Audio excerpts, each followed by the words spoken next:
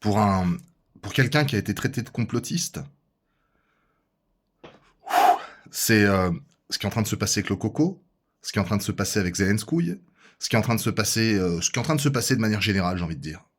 Bon, tu as certainement vu l'espèce d'échange qu'il y a eu très tendu entre Trump, bon, et le vice-président, s'il en a mis plein la gueule, et Zelensky. Alors moi, je l'appelais Zelenslip à l'époque, ça prend tout son sens aujourd'hui. Un atterrissage de Airbus dans le slibard, là. Hein. Lâché de tous. Lâché de tous.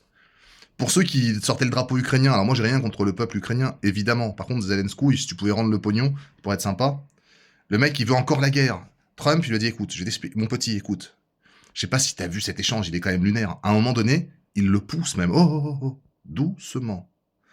N'oublie pas à qui tu parles. Si je veux, moi, je te fais la guerre juste pour un regard de travers, il lui a dit en gros, tu vois. Il lui a dit, vous n'êtes pas en position d'ouvrir votre grande gueule. Mais il lui a dit ça avec les formes, tu vois, c'est la diplomatie. Mais on était limite. Moi, j'ai 42 ans, je crois que je n'avais jamais vu un échange de cette ampleur entre deux chefs d'État. Enfin, deux chefs d'État, il y en a un qui est légitime, et puis l'autre qui se maintient au pouvoir. Hein. Mais c'était incroyable. Il lui a dit, ne joue pas cette carte-là, merdeux. Tu as un 2 et un 8. Tu as un 2 et joker. Tu as un 2 et la boîte de cartes. C'est tout ce que t'as.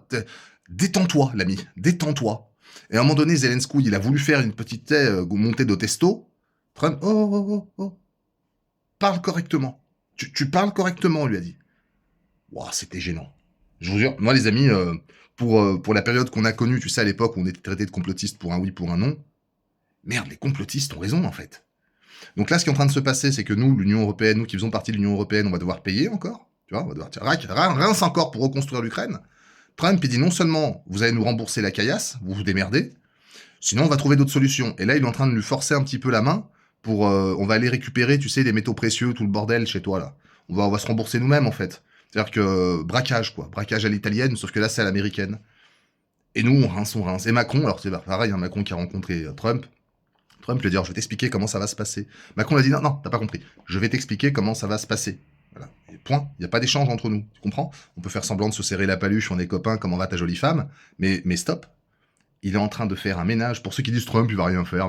Mais les gars, vous avez des rochers suchards dans les yeux. Vous voyez pas ce qui est en train de se passer là? Il est en train de il est en train de retourner complètement la table, le Trump. Il est en train de faire du American First, mais à l'échelle mondiale, le mec. Eux en premier, les autres on verra.